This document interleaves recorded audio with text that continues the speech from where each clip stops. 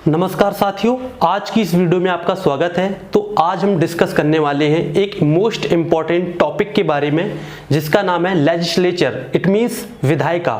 विधायिका को डिस्कस करने से पहले मैं आपको बताना चाहूँगा, इससे पहले मैंने एक वीडियो बनाया है जिसका नाम है राज्य के तत्व, जो कि फर्स्ट वीडियो है।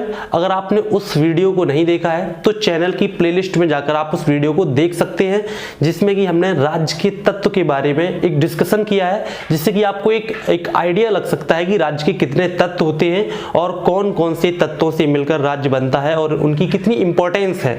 तो अब बात करेंगे आज की वीडियो के बारे में, जिसका नाम है लेजिस्लेचर, इस मीन विधायिका, राइट।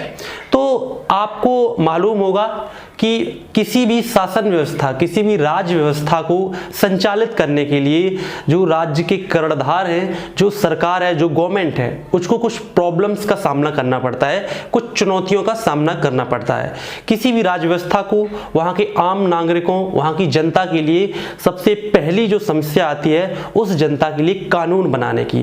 कानून बनाने की समस्या एक पहली मूलभूत समस्या है।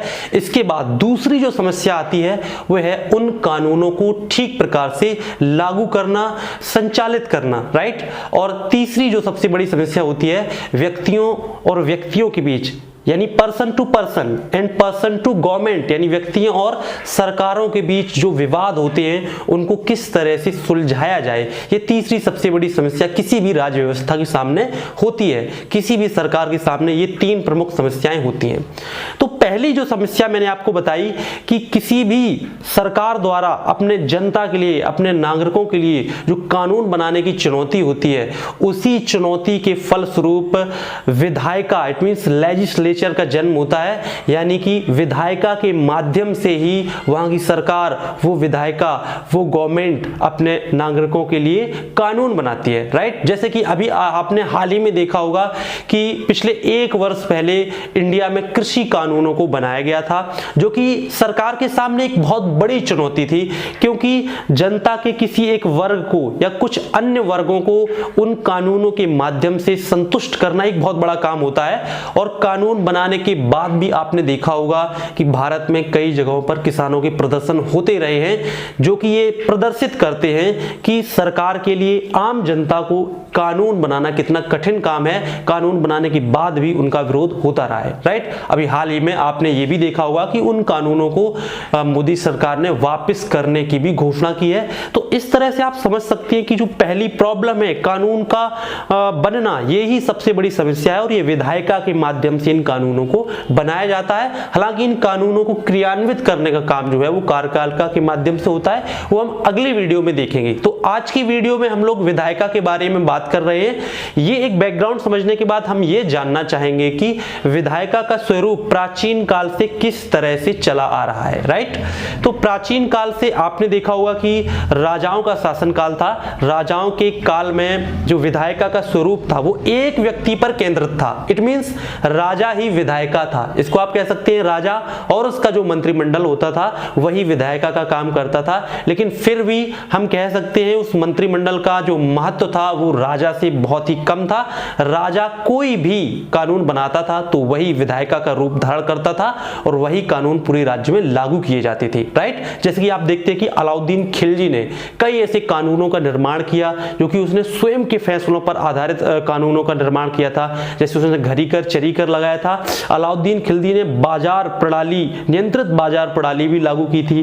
उसने कई प्रकार के टैक्सेस लगाए थे। तो ये किसी कमेटी के द्वारा रिकमेंडेड नहीं थे, उसने स्वयं ऐसे निर्णयों को लिया था और राजा के ऐसे निर्णय ही वहां पर विधायिका का काम करते थे, कानूनों का काम करते थे। लेकिन ये तो प्राचीन इतिहास है। आधुनिक काल में और मध्यकाल में भी कुछ ऐसे टर्म्स आए हैं, कुछ ऐसे पीरियड्स आए हैं जहां पर कुछ अन्य प्रकार के विधायिका के स्वरूप भी आपको देखने को मिल सकते हैं।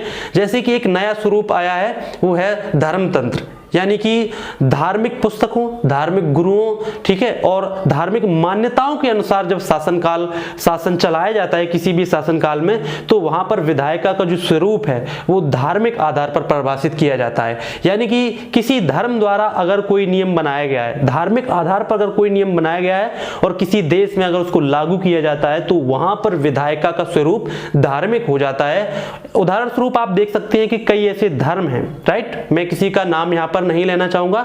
कुछ धर्मों के कुछ ऐसे नियम हैं जो कि धार्मिक आधार पर ड्राइव किए गए हैं, उनको बनाया गया है और कुछ देशों में वो लागू भी किए गए हैं। तो हम देख सकते हैं कि धर्म के आधार पर भी विधायिका का स्वरूप हो सकता है। लेकिन आधुनिक काल में, मॉडर्न एज में हम देखते हैं कि जो विधायिका का स्वरूप है, लेजिस्लेचर का जो फॉर्मेशन है, वो उस तरह का नहीं है। यहां पर लोकतंत्र के आधार पर विधायिका का स्वरूप डिफाइन किया गया है, निर्धारित किया गया है, जहां पर जनता की इच्छाओं को सर्वोपरि मानते हुए विधायिका कानूनों का निर्माण करती है। राइट, जैसा कि आज की डेट में आधुनिक काल में हम भारत, अमेरिका, इंग्लैंड, कुछ ऐसे देशों में देखते हैं कि जो वहां की विधायिका है, विधायिका के संबंध में मैं बताना चाहूंगा स्पेशली यहां पर संसद। राइट, तो संसद में 2 सदन होते हैं, लोकसभा और राज्यसभा, या कई अन्य देशों में उन अलग अलग सदनों के अलग अलग नाम होते हैं।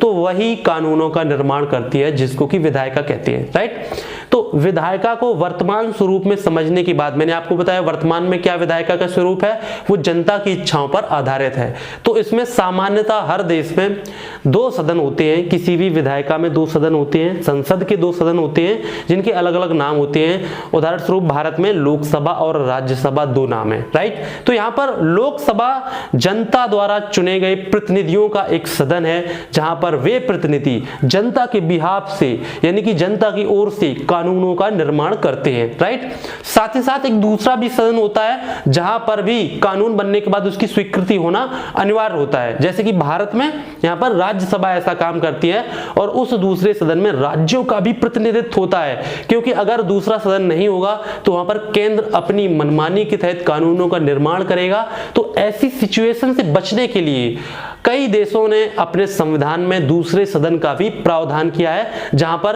अलग अलग राज्यों के, जहां पर उस राष्ट्र के जो राज्य होते हैं वहां के प्रतिनिधियों का भी उसमें प्रतिनिधित्व होता है। जैसे राज्यों में राज्य के प्रतिनिधियों का प्रतिनिधित्व राज्यसभा में होता है, तो वहां पर भी विधेयक जाता है और वहां पर भी उसका अप्रूवल होता है, उसके बाद ही कोई विधेयक वहां पर कानून बन पाता है। हालांकि कई ऐसी परिस्थितियां हैं जिनकी हम बाद में चर्चा करेंगे, जहां पर दूसरे सदन को उतने अधिकार नहीं होते हैं, जैसे कि इंडिया में धन विधेयक के मामले में उतने अधिक अधिकार नहीं है। तो कुछ ऐसे ही अपवाद स्वरूप ऐसे टॉपिक्स हैं जिन पर दोनों सदनों में बराबर महत्व नहीं दिया गया है, लेकिन सामान्यतः दोनों सदनों के पारित होने के बाद ही कोई विधेयक कानून बन पाता है। राइट, तो इन दोनों सदनों के पारित होने के बाद, राष्ट्रपति की सिग्नेचर होने के बाद कानून बनता है, जो कि एक विधायिका का पूरा स्वरूप है। कई देशों में इसके अन्य नाम भी हैं, जैसे कि अगर हम अमेरिका की बात करें तो वहां पर सीनेट राज्यसभा की तरह काम करती है और उस सीनेट में भी अमेरिका के जो 50 राज्य हैं उनका प्रतिनिधित्व है, तो वहां पर भी 2 सदन है। इंग्लैंड की अगर हम बात करेंगे तो इंग्लैंड में भी वहां पर 2 सदन है, जिसमें कि जैसे कि भारत में राज्यसभा है तो इंग्लैंड में भी हाउस ऑफ लॉर्ड्स है, जहां पर उनका हालांकि काम कानूनों को पारित करने से रिलेटेड उतना महत्वपूर्ण नहीं है। वहां की जो लॉर्ड्स ऑफ हाउस है, वहां पर उसका जो काम है वो केवल गणमान्य व्यक्ति, उच्च वर्ग के व्यक्ति उनको उस सदन में स्थान देना और ब्रिटेन की जो परंपराएं हैं उनको बनाए रखना उस सदन का प्रमुख काम है। लेकिन सामान्य तौर पर अगर हम कहें तो विश्व के लगभग सभी देशों में, 1-2 देशों को अपवाद स्वरूप हम छोड़ सकते हैं, वहां पर विधायिका होती ही है और वहां पर सामान्यतः 2 सदन होते हैं और उन सदनों के द्वारा कोई विधेयक कानून का रूप धारण करता है और इस प्रकार से एक कानून का निर्माण होता है। राइट, तो आज की वीडियो में हमने डिस्कस किया कि विधायिका का स्वरूप क्या है और उसकी ऐतिहासिक पृष्ठभूमि कैसी है, वो हमने आपसे डिस्कस की। और इस वीडियो को देखने के बाद आपको समझ में आ गया होगा कि विधायिका का किस तरह का एक खाका हम अपने माइंड में खींच सकते हैं। राइट, तो आगे की किसी वीडियोस में हम कार्यपालिका और न्यायपालिका को इसी तरह से डिस्कस करेंगे।